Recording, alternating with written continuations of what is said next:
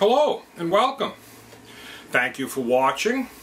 Please hit subscribe so you will be notified when I make new videos. I want to thank all the subscribers and the people that comment. There are some very smart, intelligent people that are listening, and I think that's fantastic. Today I want to talk about what it means to be awake. Are you awake? Because a lot of people I see claim to be awake, but then do and say things that no enlightened person would ever say. So I think what we do is we need to have a list, a checklist, to find out if you are awake. And I can already tell you, if you're watching this video, then you are probably curious. And maybe you are, maybe you're on your way. But I also want to make very clear that if you are not enlightened or awake, that it's not a bad thing. We're all learning and growing. So it just means we still have more to learn. And anybody who thinks they already know it all is the pinnacle of ignorance. Nobody knows it all. Everybody's got something more to learn. So what does the word awake mean? What does it mean to be awake? Well, there are a lot of... What I'm referring to is spiritual enlightenment, or Christ consciousness, or the rebirth. These are all terms used by different religions to explain the same thing. Because that's what all these religions at their core, at the beginning, originally, the ancient knowledge, is about this awakening, spiritual enlightenment. So it doesn't matter what term you want to use, we're going to use awake or enlightened in this video. So here's the first thing. Let's start. We're going to go down a list. I'm going to try to get them all in one video if I can here. Number one. The number one thing, oh, by the way, this list here that I'm reading comes from Mark Passiow. He is a teacher of this, and I just wanted to give him credit for that. It was a great list, and that's why I'm using it here today. The first one, the most important, is knowing about the occult and understanding that there are both light and dark sides of it. If you want to learn about the occult, that's a good sign. But if you don't really know about the occult, or you think the occult is something just evil, and you don't realize that there's a good and bad side to it, then you're still asleep. Then you haven't learned enough. You need to continue with your teachings and learning. Most of this is about knowing about yourself. What is the occult? A good question.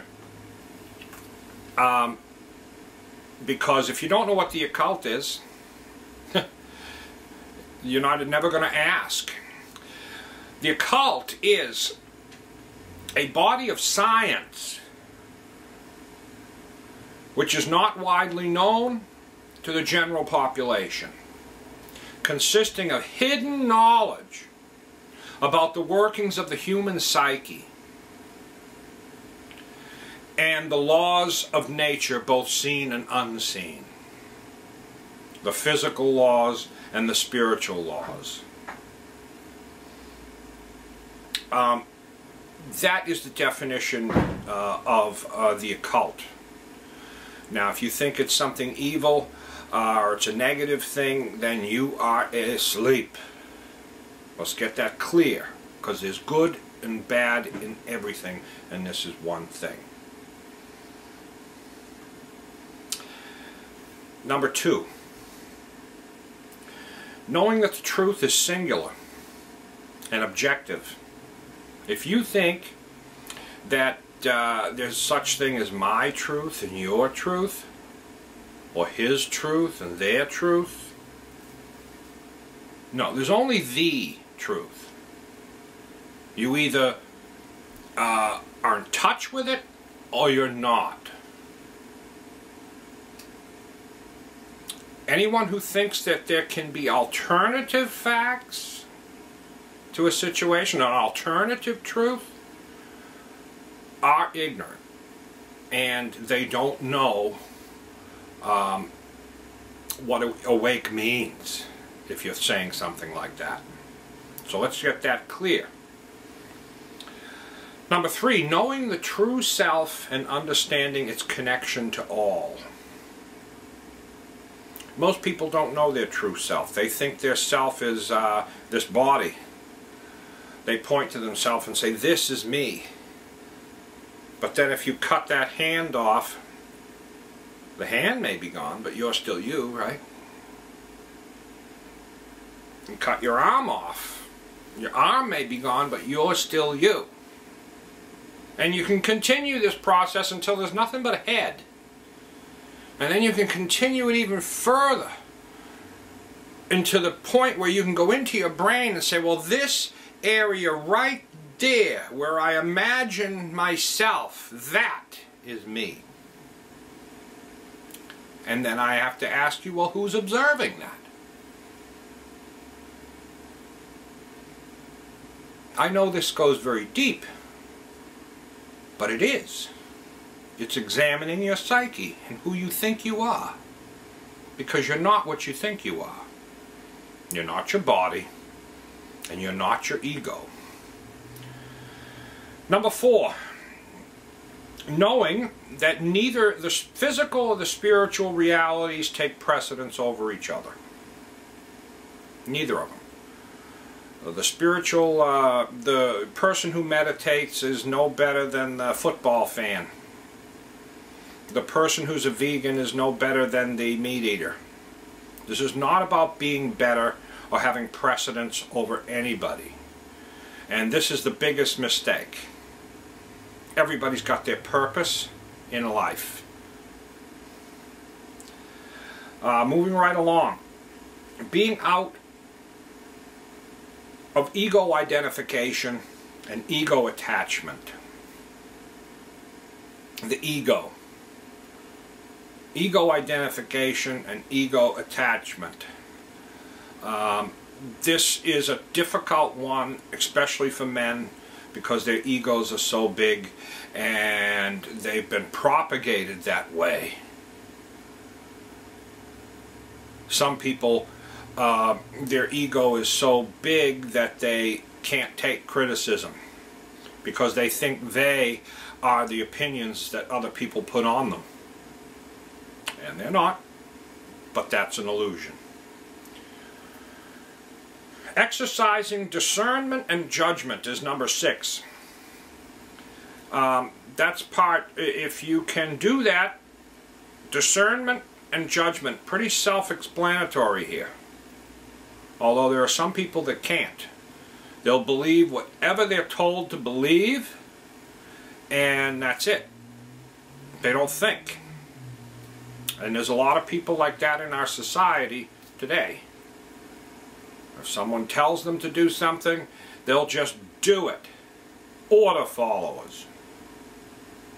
They don't use discernment or judgment for themselves. Someone tells them, does it for them. If you're one of them, then you're sound asleep.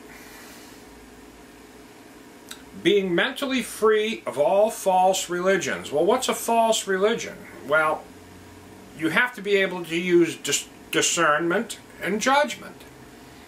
If you're praying to an imaginary being up in the sky to come save you, you are worshiping a false religion, because common sense will tell you that that isn't real. There's no science behind that. But there is a God. You just don't know what it is. So you're pretending that it's this thing up outside yourself that is going to save you. And that's not what it is. Churches that teach that are teaching victims. They're teaching you to be a victim. and to bow to them and keep digging in your pocket, giving the money to them. That's what they're teaching you. Truth. Right there. So, mentally free of all false religions. So, I don't follow any religion. My religion is love and peace. What's false about that? Knowing there are no such thing as knowledge that is negative. This is number 8. Knowing that there is no such thing as knowledge that is negative. If someone tells you, you don't need to know that, they're trying to keep you ignorant. All knowledge is positive. The more you know, the better. If someone says, oh, don't learn about the occult, oh, that's not something you need to know, that is ignorance. I think the most ignorant thing someone can say is, I don't care about that.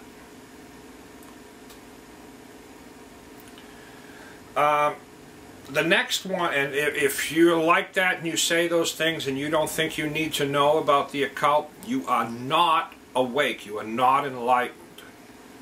And anybody who really is will tell you that.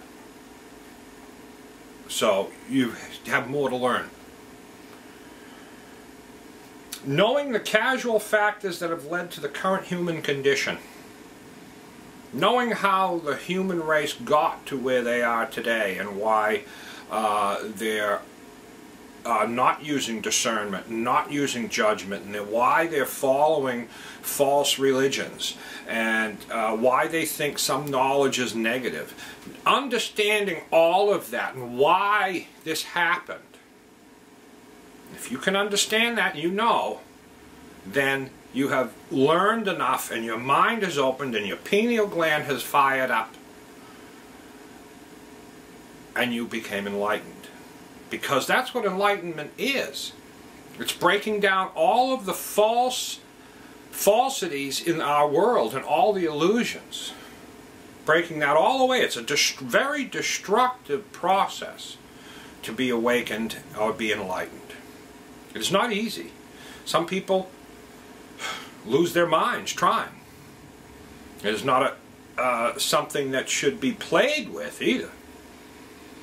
And in the past, people would keep this knowledge secret because they were afraid what might happen if people got a hold of it that didn't know how to use it properly, because there's power involved here. I'm not going to go into that. You can find that on your own once you get there. But we're at a time in the human race where if we don't do something, we're going to destroy ourselves and the planet due to ignorance.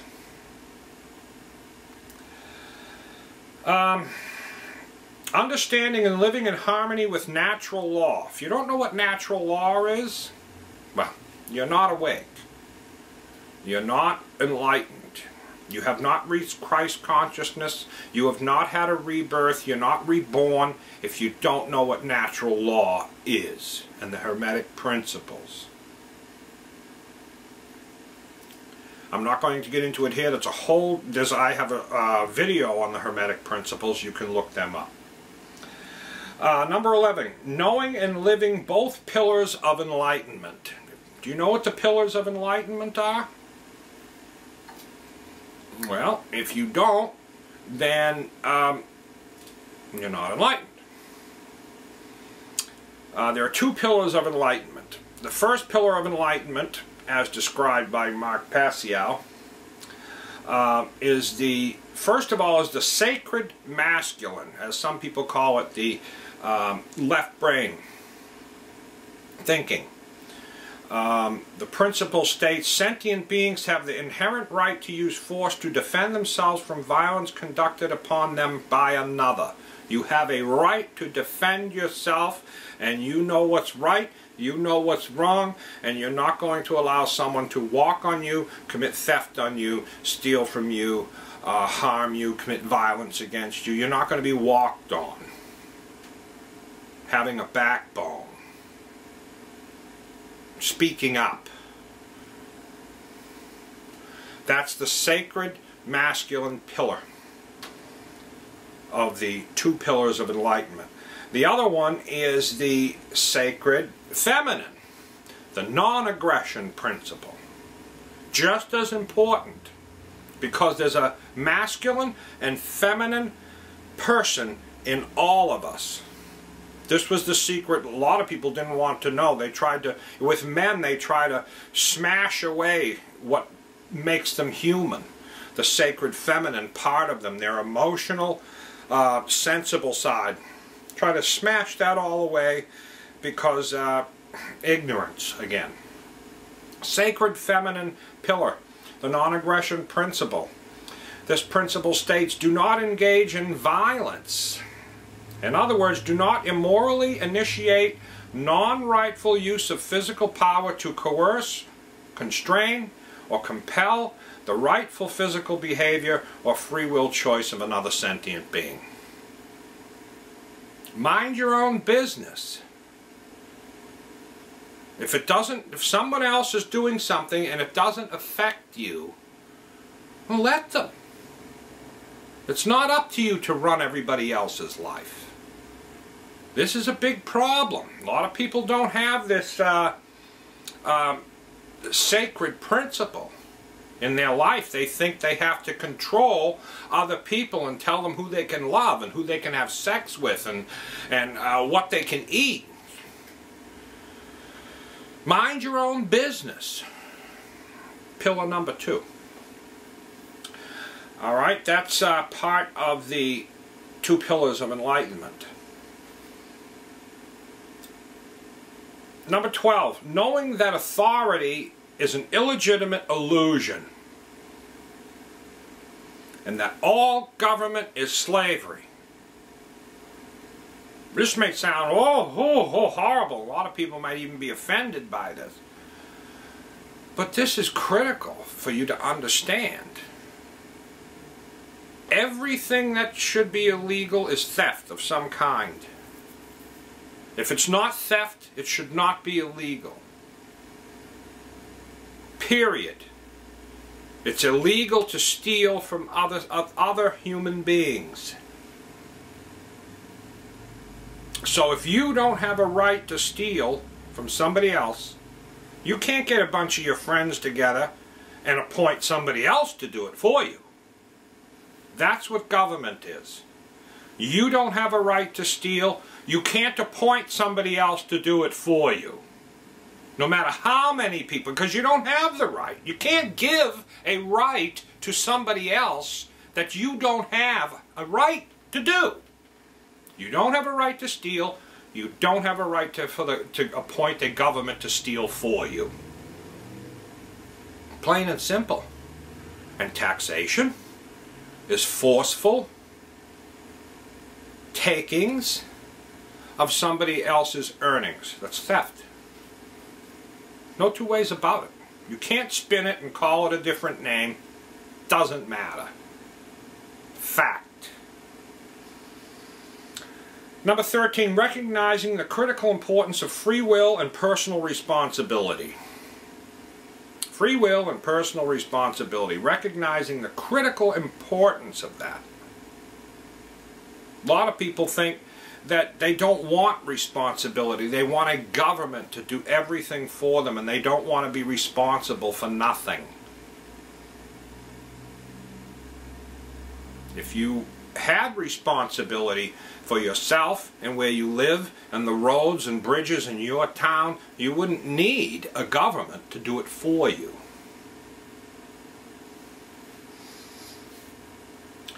Knowing that the so-called negative emotions serve a critically important purpose. Number 14. Negative emotions, even the ones you may feel while listening to this, are very important. They're trying to teach you something. That's what this human psyche is built so that when negative things happen, you know. So you can learn from it. But some people don't pay any attention to them. They just squash them down and get angry and punish other people. Number 15, knowing that enlightenment is not about pursuing bliss in a world full of suffering. If you think it is, no. 16, knowing what true forgiveness really means. Do you know? I'm not going to tell you, because you have to figure that one out for yourself. It's a personal thing. Knowing the difference between what can be changed and what should be changed. I'm sure you've heard of the old saying there, know the difference. Well, what you, I don't know the saying, but I'm trying to remember it.